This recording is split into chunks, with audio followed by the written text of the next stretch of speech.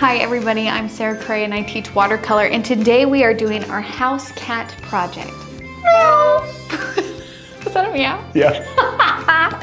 We have Keenan here working the cameras. Hello. And we will be doing this project in 6 steps. So our very first step is we will be putting in the first light value wash for our ground and our cat. Our second step is we will be starting to put in the shadows on our cat and the face. Our third step is we're going to kind of blend out our shadows, let it get a little bit messy and crazy. Our fourth step is we will put in our background. Our fifth step, we will go back in and kind of redefine some of the darker values within our painting. And our very last step is just finishing details. Now we will be using 4 colors for this project. And here are my steps in case you guys need to refer to my steps again. Oh, wow. Our first color is dandelion yellow. Our second color is pine green. Our third color is red. And our fourth color is sepia. We are using 3 paintbrushes for this project, around 2, around 6, and around 12, but please feel free to use whatever supplies that you have. I'm a make do with what you got kind of gal, so don't let not having the exact colors or brushes stop you from the act of creating. Nice. I already transferred my outline to my paper. We have probably literally hundreds of tutorials where I show you how to use graphite paper. And if you're still not sure, there are written instructions on your Small Comforts welcome note, Nice. which this kit is a project of. This project is part of that box, sorry. And I think that's all I gotta do. You nailed it. Let's do our oath and then start painting. So if you can raise your right hand and repeat after me. I promise to be kind to myself. I promise to be kind to myself. I promise not to compare my work. I promise not to compare my work. And I promise to have fun. And I promise to have fun. Okay, before we get started, I need to acknowledge something here, and I'm just saying it out loud. Let it out. We're here for you. In yoga. That wasn't the direction. There is this thing called a nemesis pose, where there's a certain pose that you just really, really struggle with. Like, for whatever reason, when you go to do that pose, your body just goes like, nope, can't do it. And you are okay with that, and you're aware of it, and you just work on it, and you're kind to yourself about it, okay? You're not beating yourself up because you can't do this pose. In my painting world and experience, cats are my nemesis painting subject matter. Ooh. I don't know why. I like cats. I really do. Yeah, Keenan. Did you know that today's project is a house cat? It is, and I'm slightly terrified because I really struggle with painting cats, you guys. I do. Dogs, no problem. I don't know why. I can nail those. But cats, like, I really want to show you guys how to paint cats because I know you all want to paint cats. I don't know what's up with me, but I struggle with them. So I put this project together, and I feel pretty proud of how this cat looks, but I just need you guys to know going into this, that's also why these cat's eyes are closed, because I just couldn't get the eyes. No. Yes. That's awesome. I did one where the cat was like face on, like a project, and it was kind of like stoic and staring. And then I was told that it looked like the cat was mad. Oh. So that's okay. He did look a little bit serious. Okay. So then I was just like, well, I can't freaking do this, so I'm just gonna paint a cat with eyes closed. So here we are. That's so great. Great? It's a great looking cat. And actually it fits perfect with our theme, which is Small Comforts, because cats just like to nap, and they're kind of like cuddly, but only when they feel like it, which is why I really like cats. Love that about them. Huh. So it worked out. I just needed to say this. Now let's get to painting. Okay. And all of that is to say that you guys are going to come across subjects as you continue your education and paint with me or outside or whatever.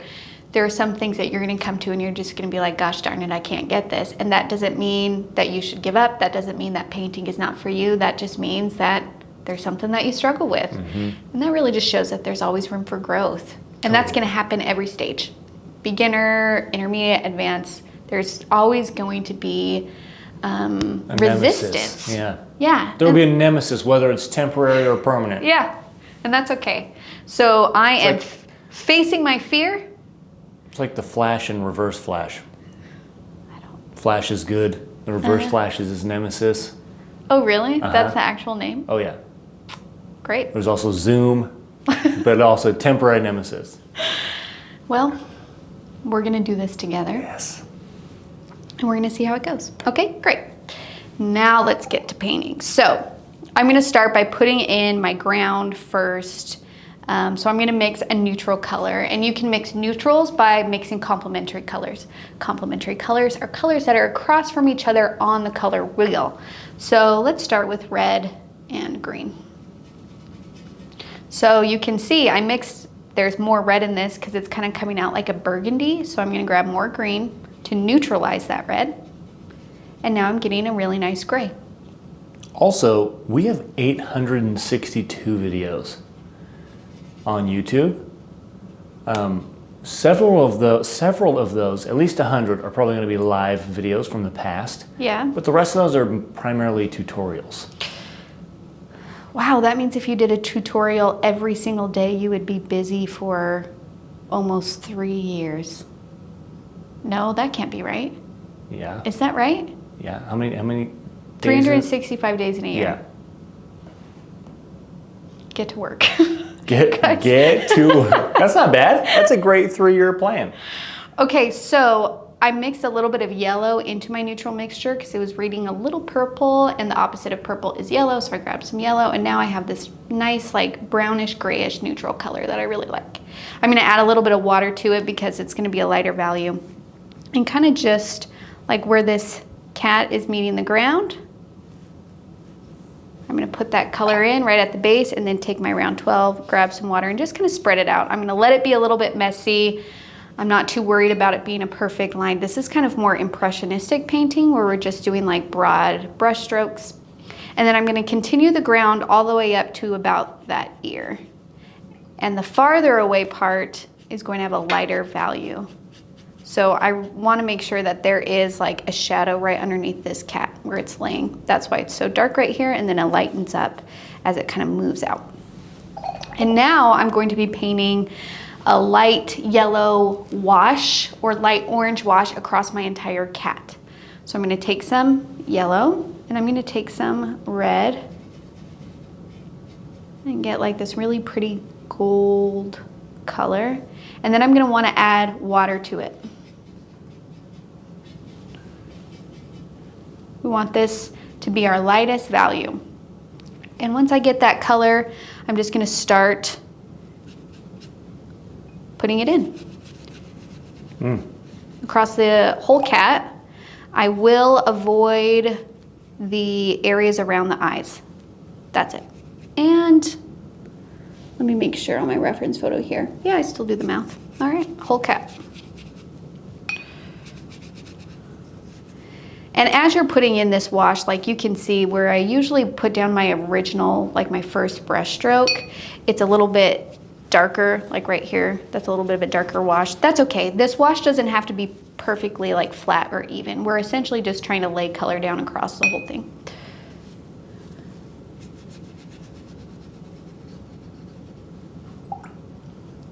And I'm kind of avoiding the areas around the eyes because that cat has white areas around the eyes. So I'm just kind of painting around that.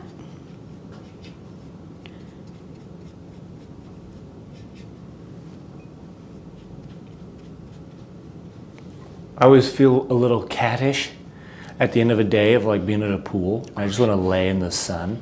Oh yeah.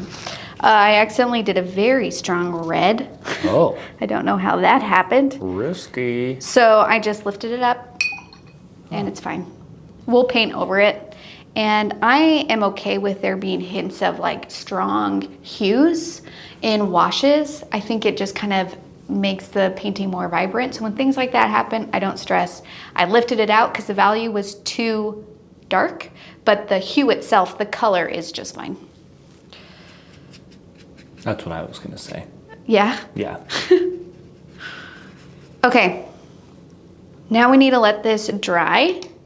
So I'm going to take my handy dandy Heat It Craft tool from Ranger. Dry. Okay, so now we're gonna start putting in the darker values on our cat. So I wanna mix like a dark orange, which is brown.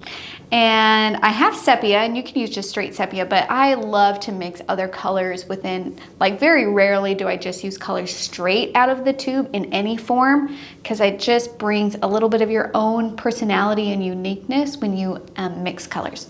So I have a nice orange here, and I'm gonna grab a little bit of sepia and just see what that does.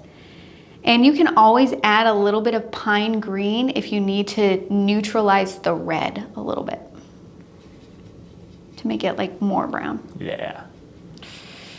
In the Marvel universe, there's a movie called Captain Marvel, and there's a house cat in it, very prominent character. Its name is Chewie, and it's called a flurkin. What's called a flurkin? The cat. Is that an actual type of? It's actually not a cat. But you don't find that out until later. It looks Spoiler alert! It looks Genius. just like a cat. No, it's no spoiler. It's an old movie. Okay, so I'm gonna start with the shadow underneath the chin. So like kind of where the head meets the body, there's a gap, right? The same with us, they're kind of separate. Yes. So when it's laying down, we need to show that it kind of goes in there. So that's gonna be our darkest value. So I'm gonna start with that. It's a, what is it, a lurkin? Flurkin. Flurkin. Well, that's a better name. Flurkin. Lurkin.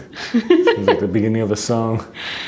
And then right underneath the paw, kind of where the paw is resting its paw on its head, there would be a shadow underneath that paw. So that is, again, us communicating these are different forms. So we're gonna do some of that. And I'm using my round 6 for all of these, but you're free to use whatever brush you feel comfortable with.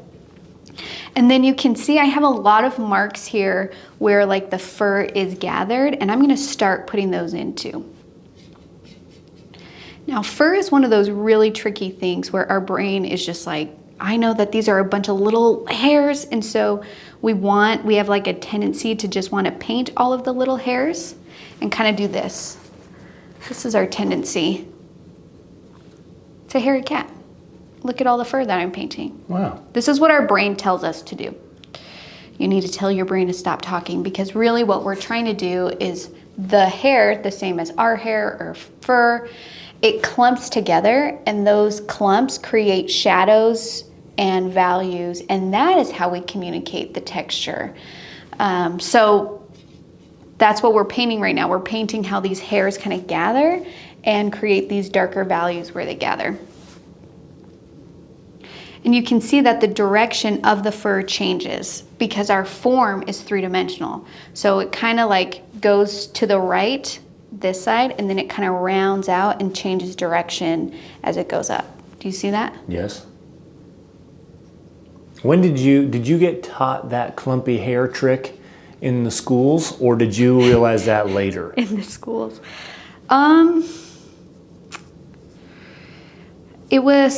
I didn't really learn that because we didn't sit and paint animals in art school. But I started doing pet portraits on the side for a long time. That's how I kind of supplemented my income and provided for my family when I was in art school. And so I kind of just learned how to give hints of fur and texture without being a photorealist painting. So it's just kind of through practice. Because I feel like that's a valuable tip to understand. Yeah. It's like a cheat sheet. Just a little. Now, here, like right underneath the chest, it's where it's going to gather up a lot. And you can do like smaller ones, like toot. So you see how my brush strokes, I'm not doing like 3 strokes like this, like gathered. I'm kind of letting my brush lift and letting there be different heights. You see the difference? Yep. Instead of boop, boop, boop, it's like boop, boop. It's much more inconsistent. Yeah, let it be inconsistent on purpose.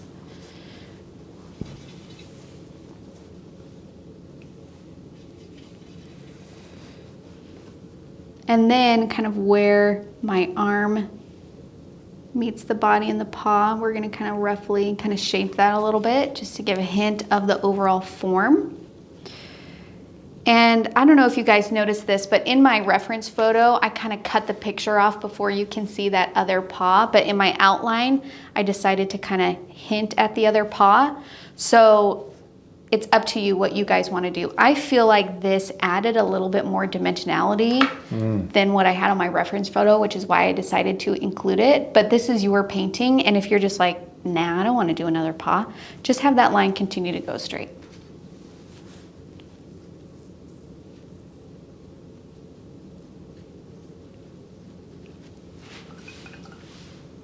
Now I'm going to go up to the face and kind of just start putting those shadows in as well.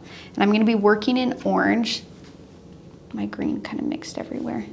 Sometimes what I'll do if I just have like, I mean, you guys don't need this much paint on your palette. I kind of go crazy with my paint so I can just go. But if it just gets a spot that's too muddy, I just lift some of the paint out and just clean a section off.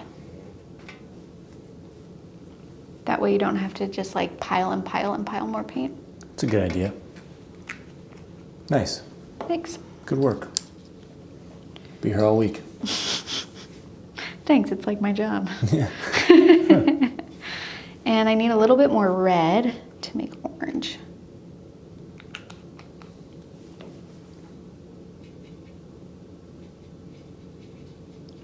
There we go.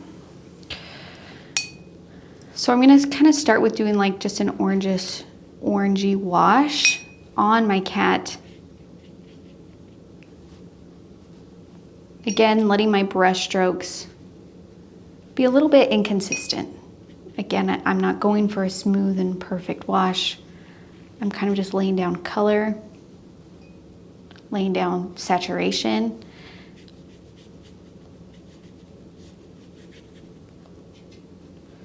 While still letting my brush lift. And the reason why we want to let our brush lift is we still want to see some of these light yellow highlights that we put in on our first step.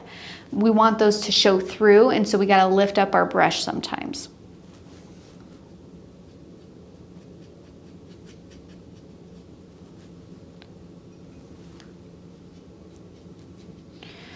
Okay, and if you look at, and I'm gonna really heavily rely on our reference photo here. I'm looking at where my shadows are. There are a lot of shadows on this, and that's because we're really trying to communicate that form. So there's a shadow kind of on the left-hand side that goes over here. So I'm gonna take a brown and put that in. Kind of goes around my nose, and then kind of coming up from the ground.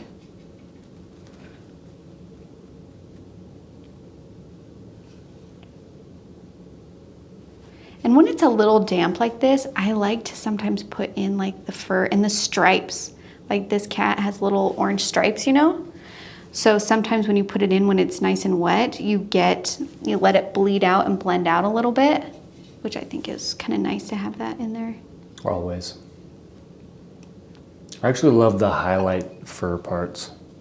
Yeah, it's nice, isn't it? Yeah, it's nice. And then I'm gonna take a little bit of my neutral, like a light value of it, and just kind of like gently put in my mouth lines. There's a little bit of a shadow right underneath, but I don't want it to be too dark. And then using that same neutral kind of on the side of the mouth here. There's a little bit of a shadow.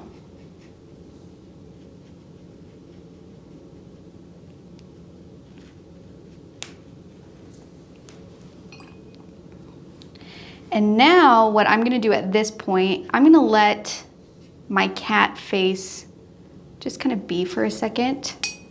And I'm gonna move as I keep playing with it. And I'm gonna move to the rest of the body just for a minute and let that be before I go back to it. So now we're gonna kind of like, this is the part where we can't follow the steps exactly because it totally depends on what comes out of our painting. It will inform our next move. So I'm gonna kind of go back and forth in different areas of the body with blending shadows out, putting more in, adding hue and saturation. And so just kind of like follow along with me, but also know that your painting is gonna look different from mine. So if you see me doing something that you do not think your painting needs, then don't do it. Simple rule. Simple rule. Okay, I'm gonna grab orange and I'm gonna get it wet, and using orange, I'm gonna kind of like move some of these shadows a little bit, like just kind of blend some of them out while adding saturation to my painting with the orange. So it's basically like an orange brown wash that we're putting on. And remember to lift your brush up because we still want some of those highlights.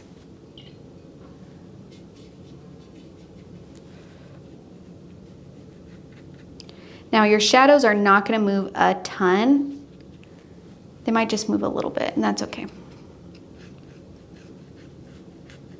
So I'm thinking about the direction of the fur, where it kind of like goes this way and then goes this way and then moves to the right.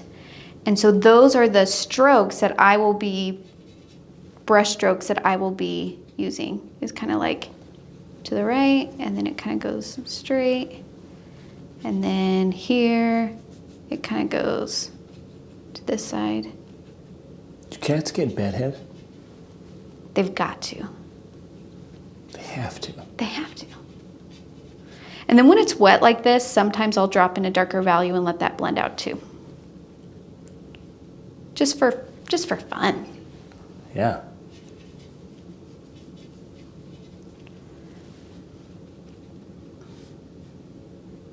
You can also just drop in orange to get some saturation. And I'm gonna kind of like soften up some of my, I had a lot of bright yellow spaces, and I'm just gonna kind of thin those out. I want a little bit of highlight, but not so much that it feels as if it's separate from the painting. So if I notice that, when I notice that like the white or lightest values are too much, that's when I'll kind of like put some color in there.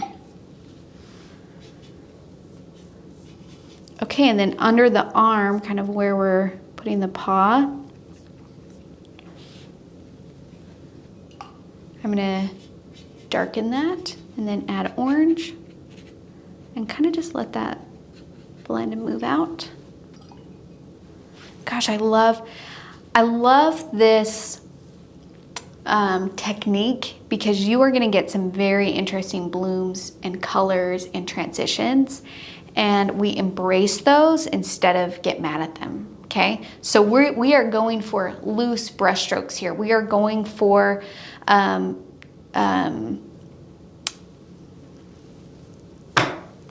impression. We are doing impressionistic brush strokes. We're working towards that, okay? So if you're just like, what am I even painting here? It's okay. Take a step back, look at it from farther away, and that is how I need you to view this painting. And there are some paintings where that's what you're supposed to do, like on purpose. We're gonna look at this from farther away, and that's how we can tell what it is. And that's a thing. There's nothing wrong with that.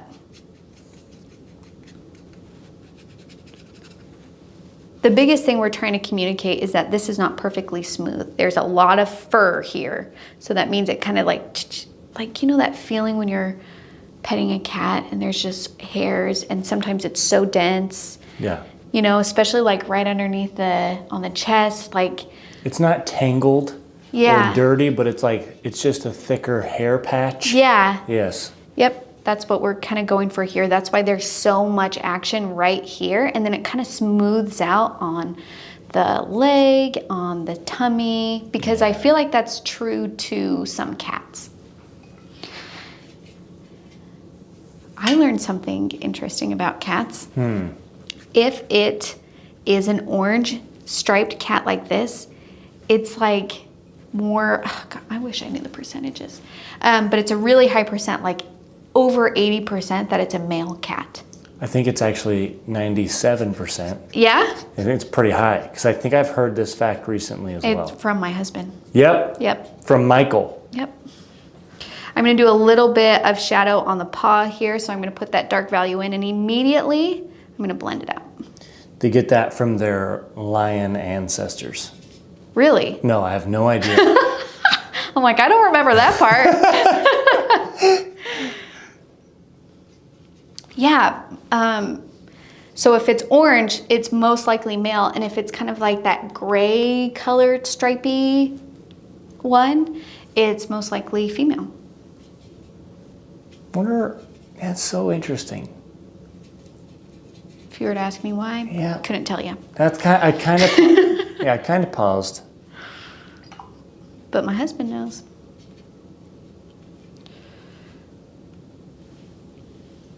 So then when it comes to kind of like this, like arm that's up where it meets the body, we want there to be a hint of separation between the two forms, but it's not going to be as dark and defined as like the paw and the neck and the body, okay? So it's just like, I just did a few just dark value loose brush strokes of the fur just to kind of like define it a little bit, but I'm not going to make it much darker than that. Now here, this needs to be darker underneath, kind of where this paw is casting a shadow on the body and the face. And again, we're going for loose here. We are embracing, and I'm saying this to myself, and I'm saying it to you, we are embracing the process of this and the looseness of this. Now when we get to the paw, the paw is three-dimensional in and of itself as well. So we have to communicate that round kind of shape.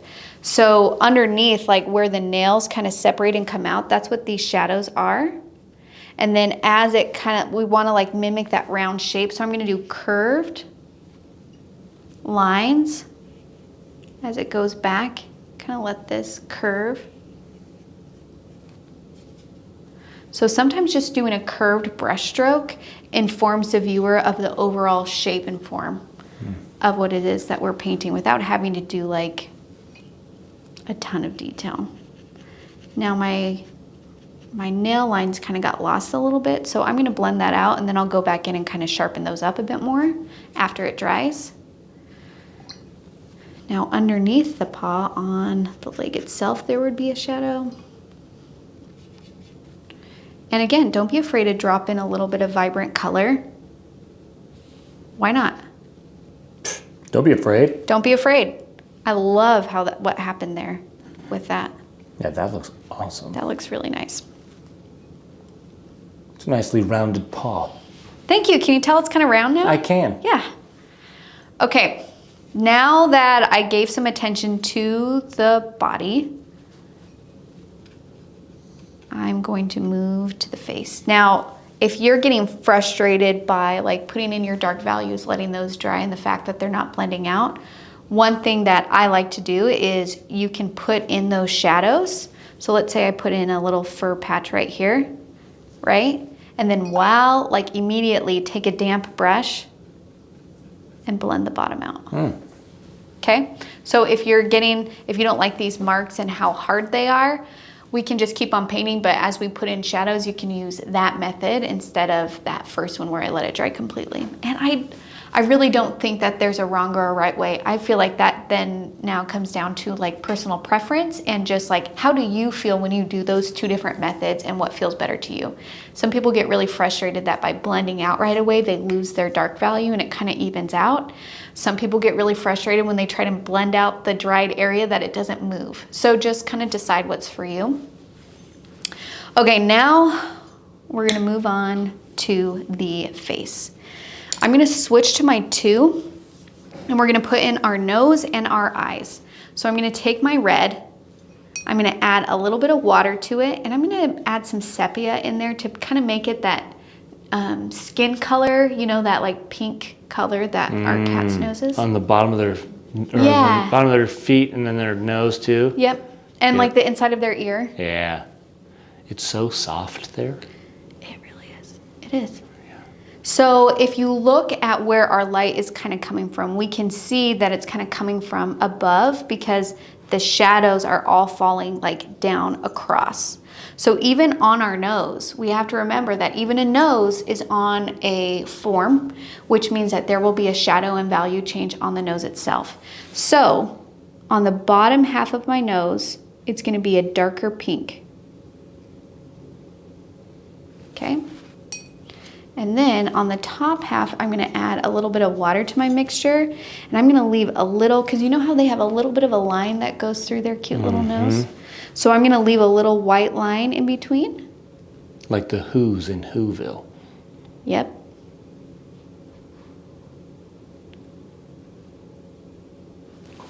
Okay. And I feel like that side needs to be a little bit darker still.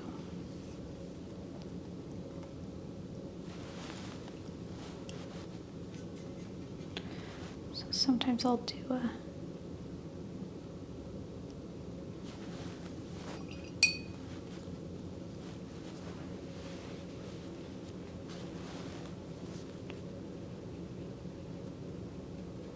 okay, we're just gonna let that go for a second. And then I'm gonna go back to the mouth and kind of like now that I put in my nose, I can do a little bit of hint of the mouth here.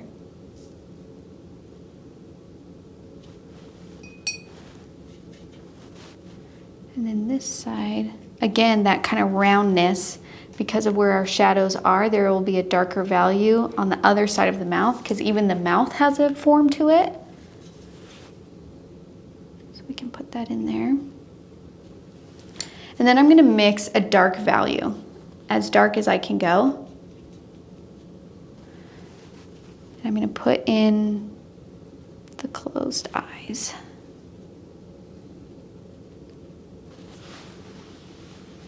Okay.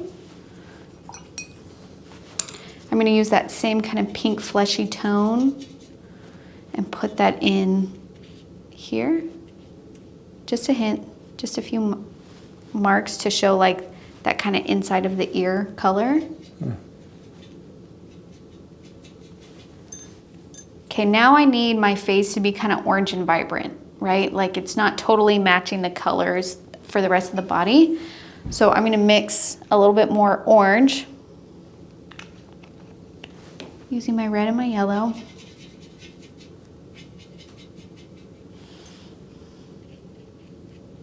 And if you think about too the overall shape of our cat's head, it's roundish. So that means as it's turning away and hitting the floor, it will be a darker value as well. So kind of like here, I'm gonna start putting in like a brown, and then it will transition to kind of that orange color.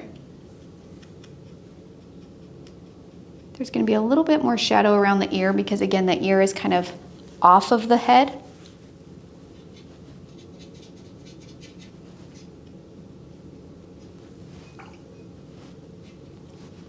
And then we can go ahead and just like start putting in yellow and orange as it transitions off of that shadow.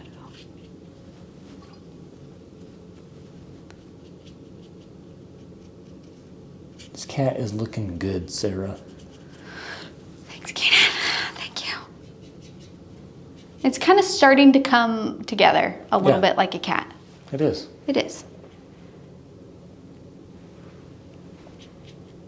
Yeah, it's so funny. I don't know what it is about cats that I just kind of, I just struggle with. I think it's because I know that I have a hard time and so I just tend to overwork. Like, I overwork cats like crazy. Well, it's extra funny because you've done this fur technique before. Yeah, on like every animal. Right, and this cat is successfully becoming more of a cat. So, I'm not sure. I haven't seen anything get you stuck anywhere yet, so you're doing great. Thanks. Everybody just needs like a little Keenan watching them paint to be like, you're doing good. You're doing good. Or like, whoa, that's impressive. And then you're like, yeah, it is. Yeah, it is. Heck yeah.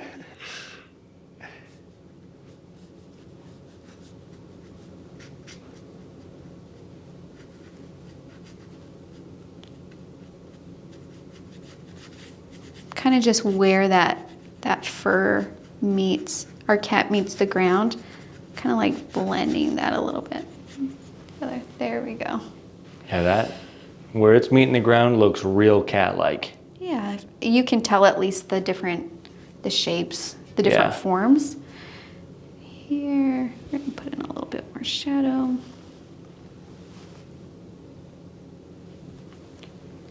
Now, one thing that you can do, because like as we paint more and more, it's easy to get lost in like how something looks. How do I say this? Our brain will look and say, this is a cat.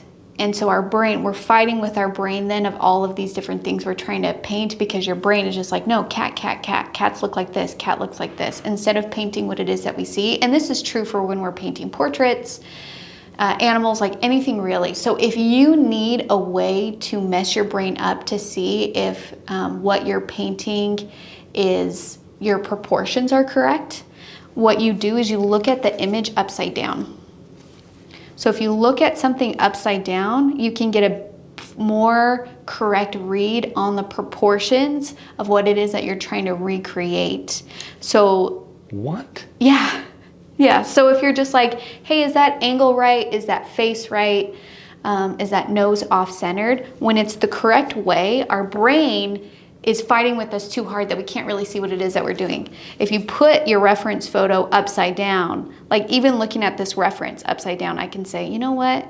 The angle of this actually feels a little bit off. Maybe it's a little bit too extreme, but I couldn't see that while I was painting it the correct way. Wow. So sometimes to check yourself, if you have like an actual photograph as your reference, flip that image upside down to check your proportions and check to see if your angles and stuff are correct. That's cool. It's also a very effective way to forge signatures. Is it really? Yeah, because then you're not looking at the letters, you're looking at how it was drawn. Exactly, it's the same, that's the same concept. Interesting. Your brain isn't like, I'm looking at individual letters that is this person's name. You're looking at the overall shape, the angles, you can crazy. like see it for what it is. Yeah. Here we are teaching you how to forge signatures. Kids, pay attention. Kids. Need that parent's signature? Check. I might have done that a couple of times. Oh my goodness. Because I was not good at math and I failed on tests and I didn't want them to know. Yes. And the worst. The truth comes out. And I don't condone this behavior at all, but I for sure did that. We need a parental advisory on this tutorial. Oh, don't do what I did, kids, because let me tell you, you get caught every single time. My mom went to a parent-teacher conference and had a talk with my teacher. My teacher's like, yeah, Sarah's not doing well in math, but you should know that because you've seen the tests. And my mom's like, what?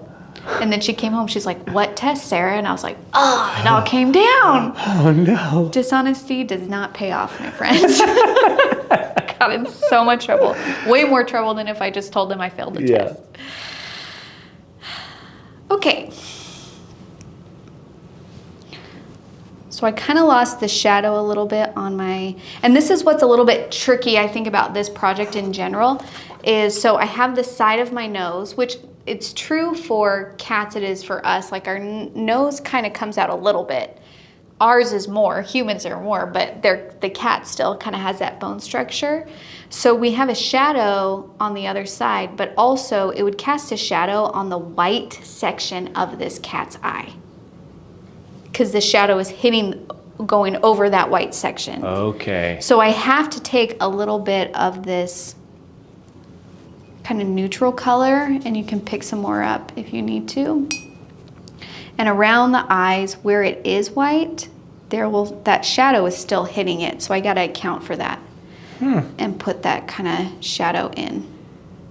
But I still wanna leave like a little hint of white to show like that area is still white even though there is a shadow hitting it.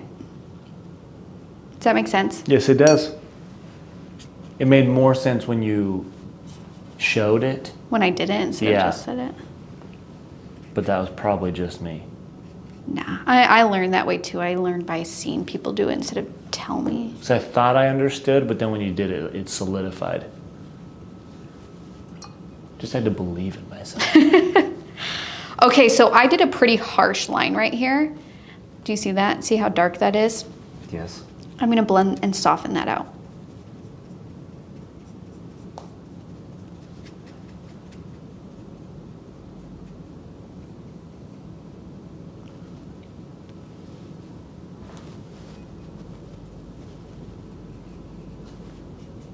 I'm gonna put a little bit of color on the right hand side of this eye as well. And then like the cheeks are orange, right? The cheeks have some color to them. So we gotta put that in there. And the mouth kind of stays, I mean, it's not perfectly white, but it's definitely like a lighter value. And I can see here that I lost this part. You see what I'm saying? Yeah. So I'm touching where my eyes are on the side of my nose. I cannot think of that name. Bridge? No. Oh, tears. Yeah, kind of like where the tear duct area is. I lost that a little bit, so I'm gonna... There's a name for that? I feel like there is. Maybe I'm making that up. I'm trying to put it back, but I'm noticing this area is pretty wet, so all of my dark values just keep blending out. So I'm gonna let that dry for a second before I keep going. Let's take a break from our cat. We're gonna do our background. It's always good to kind of like walk away for a second. So the background is the really cool, fun part of this project, and I'm really excited about it. We're gonna use our bonus item, which is our dual tone pigment powders. Yes. But this is a different color. This is blue and copper. So it's gonna have a copper sheen, but it's gonna come across blue. I know, isn't that cool? That is shocking. So. Because it's not blue in the bottle. What I'm gonna do with this is I'm gonna grab my 12 and use some clean water and just kind of like roughly put water in the background. Oh look, I must have got some purple pigment powder on there. Fun. That's funny. So just kind of loose. You can lift up, you can do like, just lay some water down, and then I'm gonna take my pigment powder and I'm just gonna kind of shake it. Oh, that was a lot. Ooh, but that's gonna look sweet. What? How is it showing up blue? Because it's Magic? azure, it's blue color, blue. But it's copper in the bottle. I know. And then if you wanna like help it move. Yes. Everyone needs help moving. That's true. Have you ever tried to move by yourself? Yes. Not a good time. I need it to kind of go up to my... But isn't this cool? It's crazy. And then you can do more water drops on top of it and kind of like let that... That right side looks gnarly. Get some interesting, like, let's just play. Let's just see what happens here. Sarah, I have several spots on the nose, names of spots on the nose. Tear trough? Okay. Is that? Yeah, yeah. Okay. Yep. Supraalar crease? That's it. That was it. That was the one. Never heard that term before. Me either. And then I'm gonna go back in, and if you wanna put more in, you can. You don't have to, this is yours. You can decide how much of this, but look at that like bright blue coming out. Oh my gosh. And then because there's copper in there, it kind of has like an orange, green. What is that? It kind of reminds me of like a fish. Oh. You know what I mean? Like that kind of like metallic blue, Oh, iridescent. yes. So it's not showing up as well on the camera, but as this dries, that copper is going to become more metallic, just like the purple that we used earlier. Straighten out that line if I can.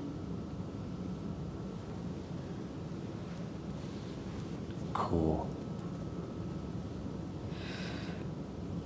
Oh my gosh. That's wild. Isn't that fun? That is wild. And if you never know, like backgrounds are interesting, right? Because we're feeling if we only paint the subject that the painting feels unfinished. And I'm not opposed to that. I personally love a good clean white background. I think it highlights the beauty of watercolor. But sometimes backgrounds, we feel like we have to put something there. But then if we try and make it realistic to what's happening, it could flatten our image. Or if we do like just an even flat wash, that feels pretty flat. So this is a great option, like a messy, colorful, interesting, different value background to kind of finish off a painting without having to fully do like the correct background. You know what I'm saying? Yeah. And I kind of went from edge to edge here, but like you could do like a wash, like a organic wash, you know what I mean? So it's just like the edges aren't like clean. Even? No, uneven. Oh. So instead of a clean edge, it kind of like rounds out or kind of fades away, that kind of thing. Okay. Well, that was fun. Now we're gonna get back into our cat here. And this is kind of where we really have to start paying attention to our reference photo and looking at the form, where our shadows go. And kind of just trying to mimic what it is that we see and blend out. And it's just like this over and over again where I'm like, okay, there's a darker value at the top of the head where it's kind of turning around. I'm gonna define my ears a little bit more because I haven't really given them a lot of love. And then I like to blend out. Maybe there's like some stripies. Stripies.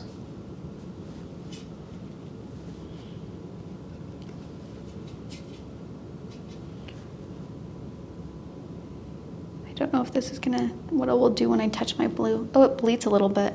I kind of like that actually. So I'm gonna let that go. More shadow. And then even like on our chest where it's just like, okay, I can go in and darken some of these areas.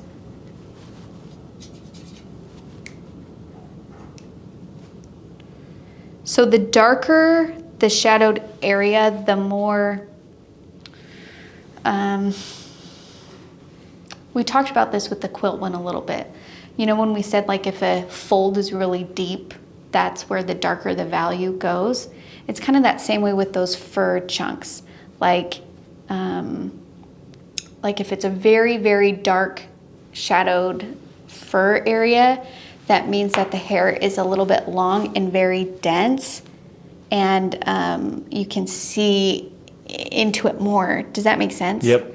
And then if you look at like the leg of a cat and how there's fur, there's going to be little value textures, but it's not going to be as like deep and furry and thick as like right underneath the chest. So that's how you can communicate the different furry areas, is it's all about the value darkness. If it's a light value, then those furs gather, but it's just like not as much fur, not as many layers.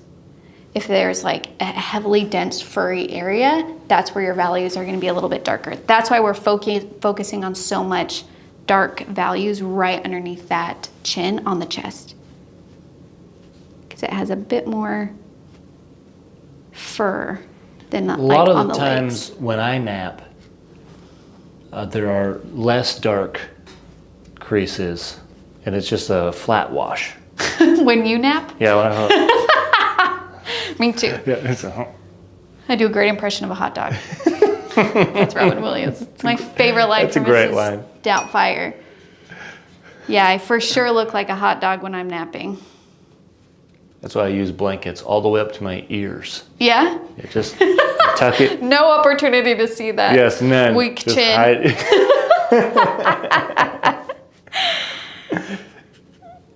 Okay, and I'm just gonna do a similar roundness that I did with my first paw. So I'm just kinda gonna do a few brush strokes here, show that it's round, and a little bit, oh, I lost my yellow. A little bit of shadow there. There we go. And to kind of show that this is kind of coming off of the body, we're gonna do a little bit more shadow here behind it. There we go. And you're like, is that the tail? Is that the other paw? I don't know. You decide. Doesn't matter. Gosh, I love these colors though. The cat looks peaceful. All right, I really need to like focus in on this cat's face because it's feeling a little too pointy to me. Is it feeling pointy to you or flat? It's pointy on the side camera. Watch this plot twist. Flat. Interesting. But on the top cam, pointy and peaceful. All right, I'm gonna sharpen up the nose a little bit more. So. Could be a wavy paper factor. Oh yeah, that's true. So underneath the nostrils, there's gonna be a little hint of, same with our nostrils, like they go inside our bodies. So we need to make like a little dark shadow.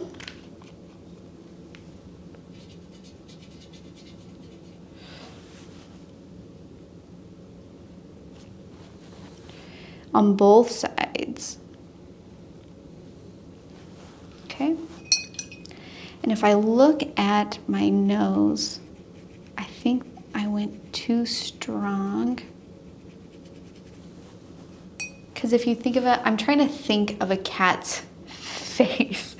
And I know that it's so silly, but when you can actually physically see and touch whatever it is you're trying to recreate, you're like, okay, it does come out, but it's actually like kind of flat on the front and then it kind of curves. I think.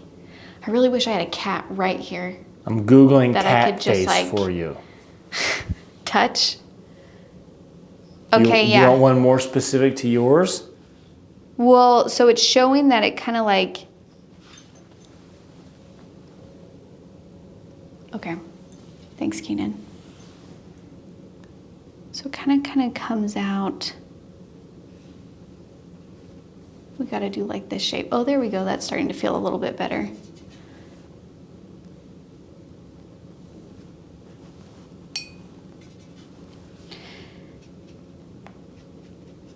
So we're kind of connecting the nose to like the ridges, right? Like of the eyes. Mm-hmm. I'm gonna switch to my 6.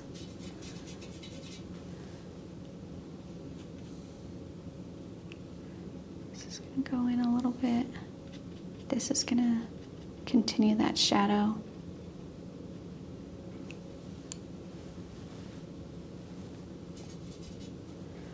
And I feel like the white around this side is just too bright, so I'm just gonna do a little wash around it. I still want it to be a lighter value, but not so bright that it's distracting and causing like confusion on the form. Sometimes cats aren't cute. Keenan, how dare you?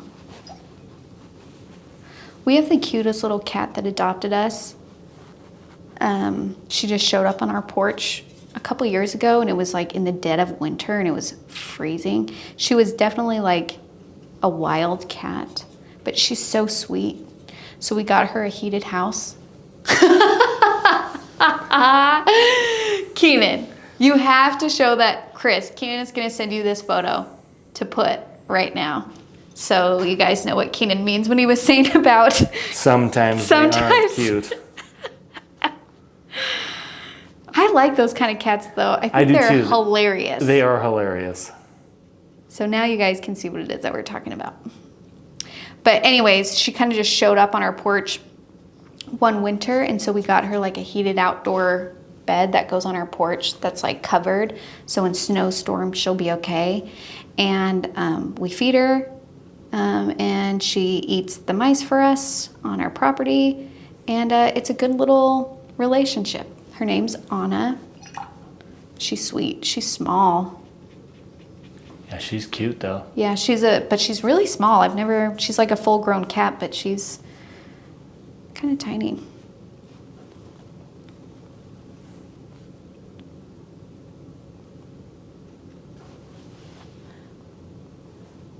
Okay.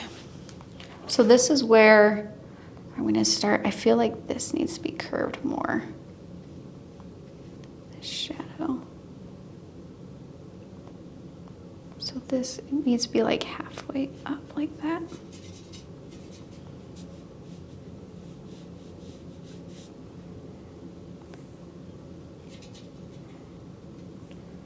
A little bit darker right here. So again, I'm kind of just trying to go off my reference photos. If you haven't, I think I got this reference photo on like Unsplash or Pixabay.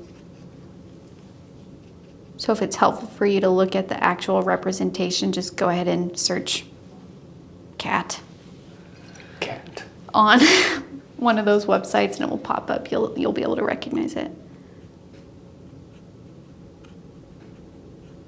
And little furs kind of come off of the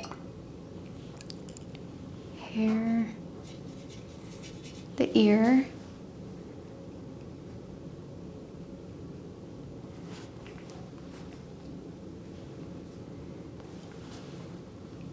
I might just start sending that picture to people with no explanation. That is a great idea. Thank you.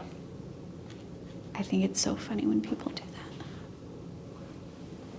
I occasionally get Instagram messages with different subjects, but also no explanation that are equally as shocking. For me? Yep. Yep. I do that. Okay, let's put some orange, more orange in there. Maybe some like bright yellow because I'm feeling edgy.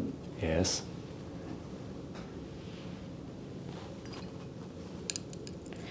And I think I need to kind of thin up this white area. Man, those eyes completely changed. Does that look more cat-like? Totally. Okay. I still feel like a sleeping baby cat. Like a little kitten. I still feel like this. The mouth feels off to me. Maybe it's a little lighter. Like it's too light? It's too light. Let's try it. Because I think the nose is pretty dark. Look at you, Keenan, paying attention to our values and how they relate to each other. Well, good job. Thanks. I've had roughly 800 lessons. That's true. Wait a second. I should start charging. No, shh, no. No, shh. You're getting an art education for free. Yeah, that's true. I need to put in like these whisker dots. Now, if you have bleed-proof white, I would consider putting in your whiskers with that bleed-proof white. We do not have it. And whenever that happens to me, if like I need to put something in, but I don't have it, I'll still put it in because I think whiskers are a huge signifier of cats. So you can't not have whiskers. So I would just use like a different value to put those in. So I'm gonna use like, I want something to show up. So I'm gonna do kind of like a darker value. I'm gonna do like a darker brown, although that's not accurate. Cat whiskers are white. So if you have white, use it. But we don't have white, but I still gotta put this in. You know what I'm saying? Got it. So, and we're just gonna see how that helps. Now whiskers are tricky, okay? So if you have a liner brush, use a liner brush. But we're gonna do a thin line, light pressure, vertical hold, and we're just gonna let it go, okay?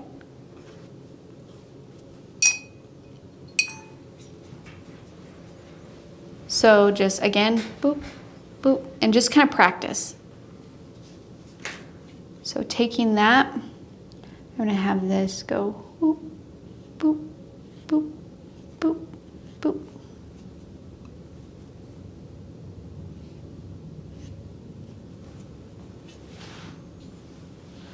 And then same thing on this side. Curve. And they kind of layer and they run into each other and they kind of go wonky. Okay, that feels better. Then I feel like that needs to be blended out a little bit.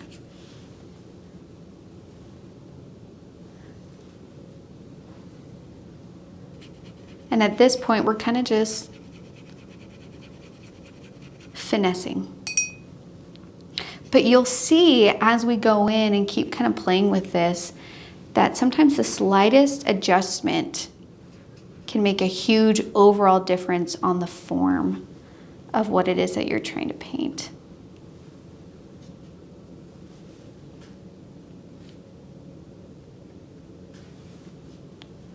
So sometimes you just got to keep playing with it, but that's kind of how you overwork it too. So I feel like I'm getting close to that territory of kind of overworking.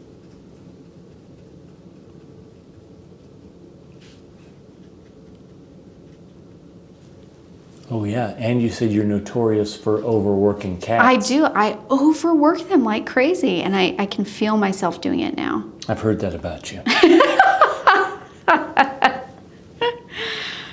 Okay, and I'm going to add a little bit more of a shadow underneath this mouth.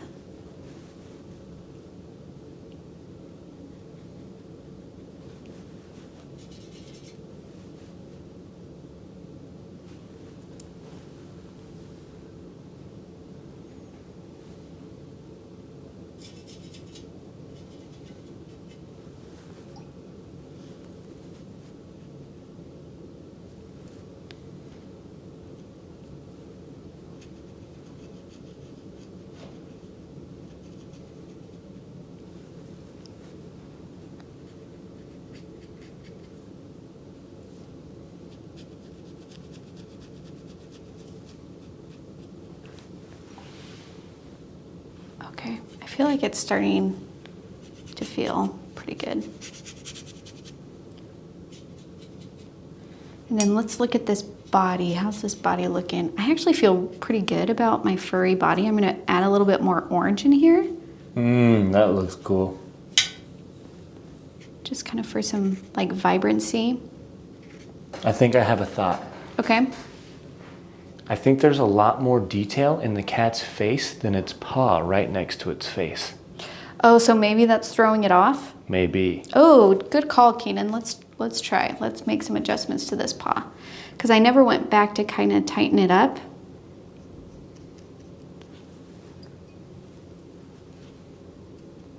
So I'm going to put those kind of shadows there where those hint of like the nails kind of come out. Yeah. And then this should be more shadowed on the bottom, right? Because it's kind of turning away from us. That actually feels pretty good. This I want to keep kind of highlighted to show like a lighter value, to show like that's where the light is kind of coming from. Yeah.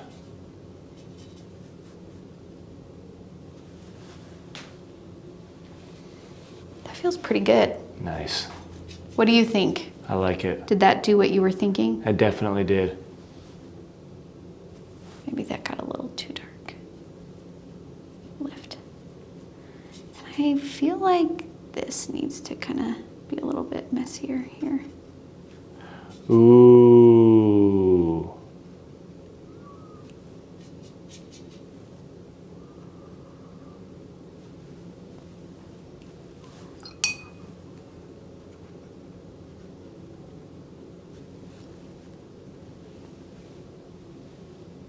Okay, and maybe some furry textures coming out of the ears, little hairs.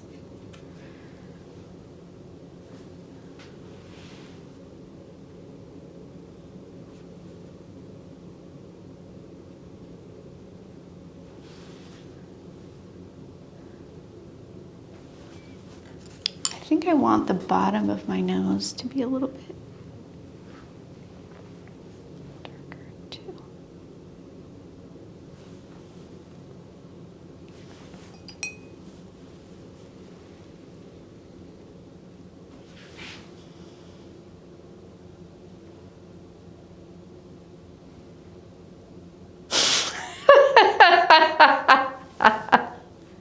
He looks so gosh darn pointy.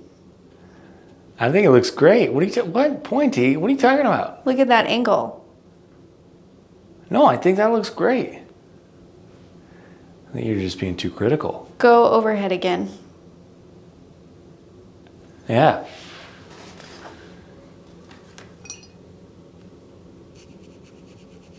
I need to lighten up some of this.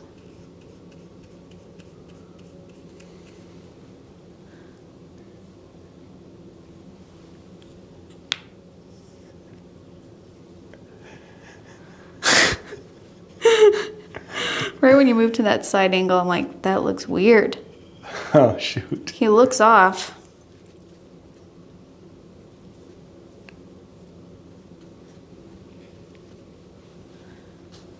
Maybe it's the noses. Maybe that's what I struggle with when it comes to cats. Huh. It's just noses.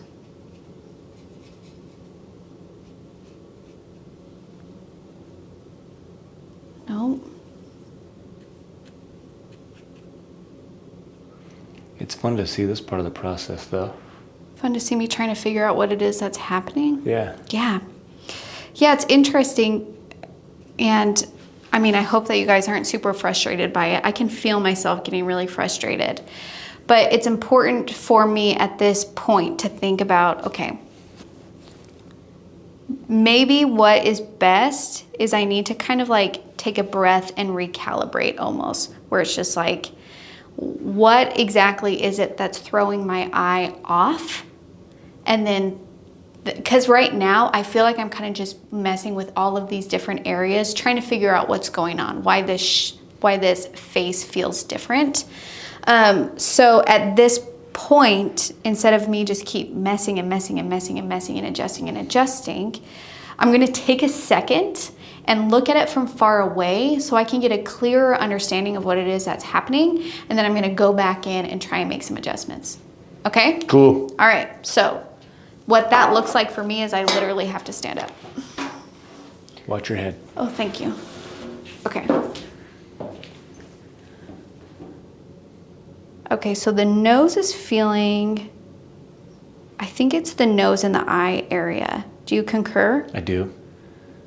Can I tell you what I think? Yeah. The nose almost feels disconnected from the face. Yeah. I think it's because I smoothed it out too much that I lost the form. The texture. And the shadow, and it doesn't match the texture of the cat. I also think that the bottom nose, I feel like I lost the width of the nose. You know what I mean? Mm-hmm. So I think I need to lighten the nose a little bit to kind of like connect it back together.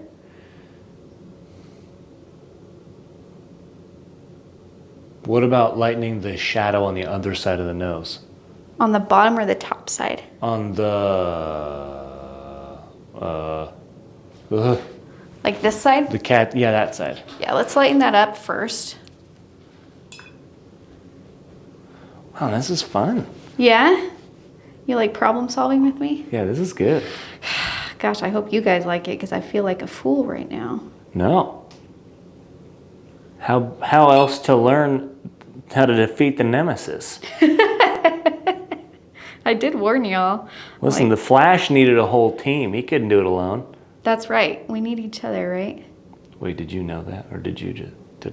I just said that's right because knew you that? said it. Okay. Never seen The Flash?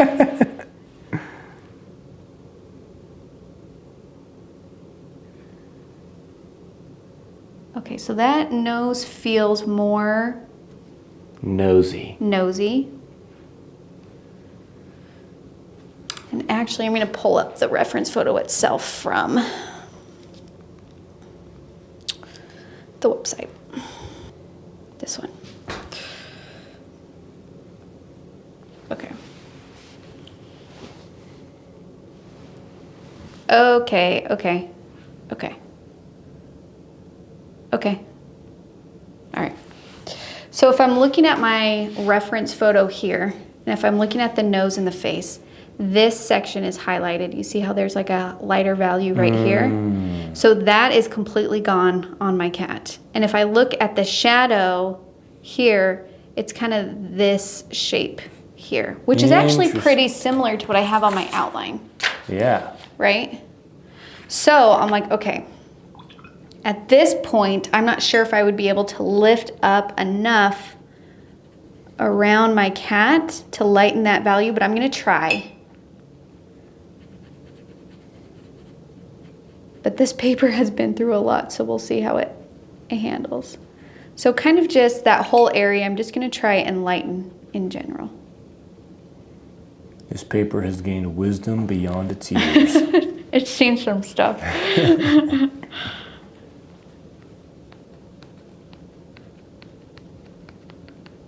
Okay, and I'm gonna let that go for a second. And then I'm gonna take some brown. And if I look at, like, I feel like the shadow kind of comes up this way. Here and here. But it's darkest kind of like where it meets the eye. Yeah.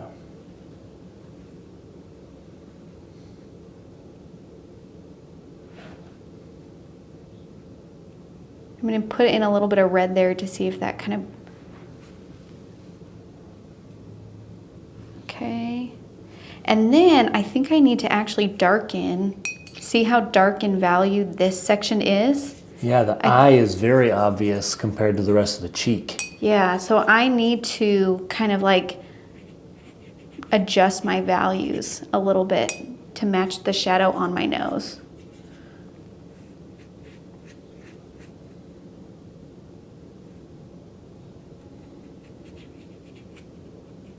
So the only like light section you see here is right underneath the eye and then right here. Everything else is fairly dark.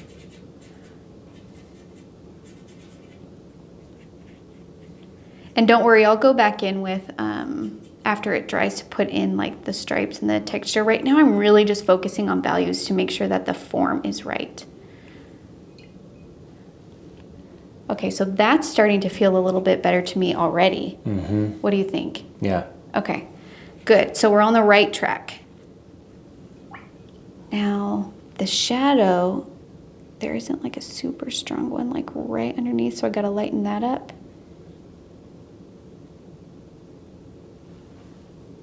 Okay.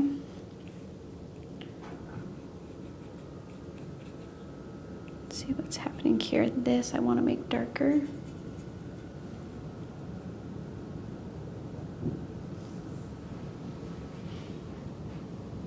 Okay, now let's pay attention to this side. So I have my eye, but you can see that there's actually a little bit of color around the closed eye.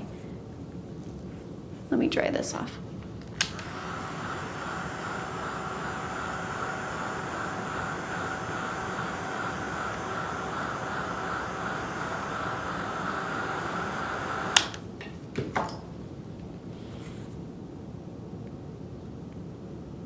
Okay, then let's add, it's like there's a little bit of like color itself around the lids, the eyelids. Okay, I'm gonna put in some of the shadows here. Okay, what's the shadow area look like around the nose? So I have my nose, this is kind of shadowed here, like that. Oh my gosh, look, it's starting to look like a cat. There it is. It's starting to come together.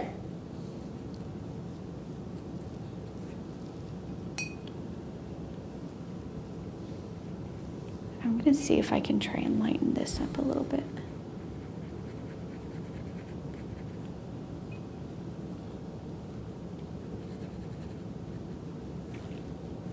Okay, and let's grab my 6. And you're right, I need to put some texture on that nose. Some like fur texture, so we're gonna go in and start doing that.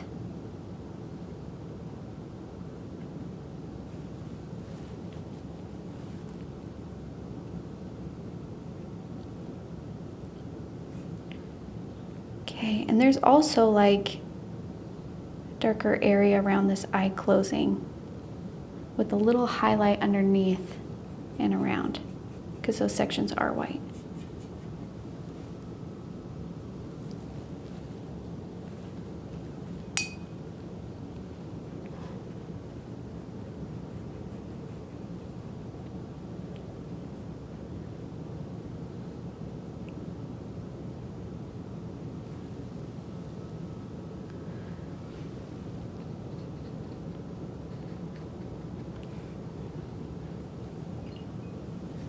Let's take it away for a second. How does that feel?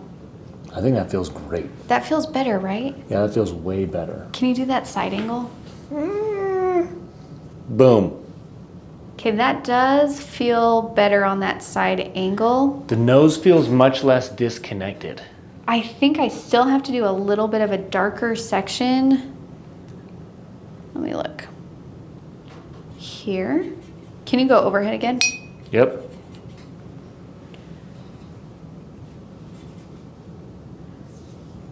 We have like kind of this shadowed area, right? So that shadow keeps going up on my forehead. Let's put in some fur textures. To show like the unevenness of the hair. And this I think needs to go. This is on Unsplash, by the way, if you guys, and I can tell you the photographer, Ludamuele Fernandez. Thank you for letting us use this photo of a cat. So I try and paint my way out of this.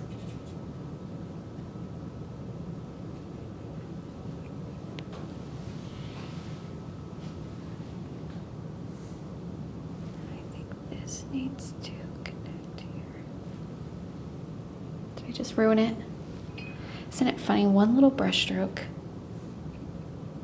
There's a saying right there somewhere. One little brush stroke. Can make or break a painting. That's it. That's the saying. Kind of redo this nose edge here. And I still think that shadow, this shadow right here, right by that nose is really kind of what's throwing me off. So I'm going to do one more swipe of it, see if that kind of finally forms that nose for us as it should be.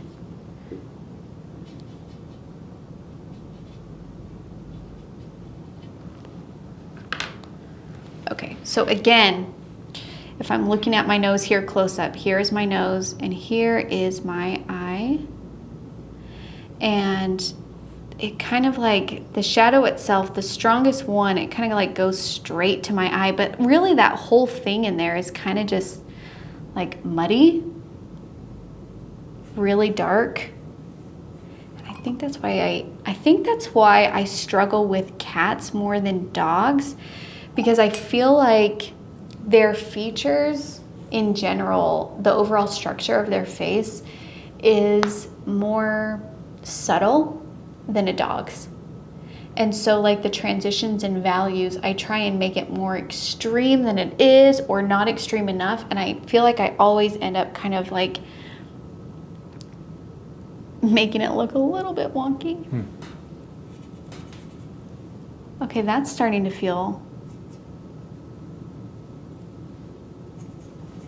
okay.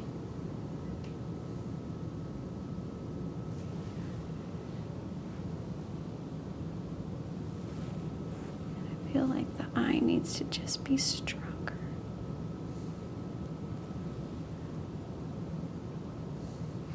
Let's look at the mouth really quick. So if you look at our reference photo here, kind of like this top part of the mouth kind of disappears. There's not a strong line, but there's a pretty strong shadow here.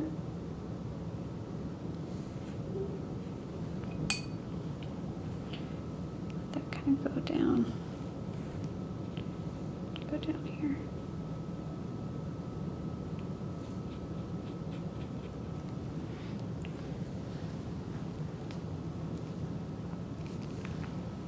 And maybe, just maybe,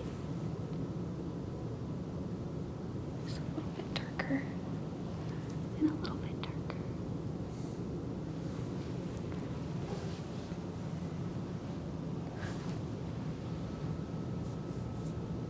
I think I'm gonna call that good for the face. Okay. I feel like the shape feels a little bit better. What do you think? But I don't know what it looks like before. I didn't know what it looked like before. Yeah, that feels better. Oh, it feels way better. Okay. Less pointy. Less pointy. You guys, I feel like singing, I made it through the wilderness. I don't know this song. I made it through. Ooh, ooh. You don't know that song? No, what is that from? I don't know who sings it. I think it's an 80s song. I made it through the wilderness? Yes. Look it up. I am. Okay. Oh, look at that second option. Madonna sang it. Oh my gosh, I didn't know that was Madonna. It's the song Like a Virgin. Oh my gosh, yes. That is. We don't need to sing the rest of that song, but That is hilarious. that is hilarious. Yeah, it's I made it through the wilderness. Somehow I made it through. Didn't know how lost I was until I found you. Till I found you, cat. Cat, house cat. You made its way to us, house cat. We did it. You guys, this was a very tricky tutorial, and if you stuck with me, you are, first of all, amazing, because it's probably super frustrating as a student to be like, come on, teacher, you should know all these things. But I clearly don't, and I struggle too.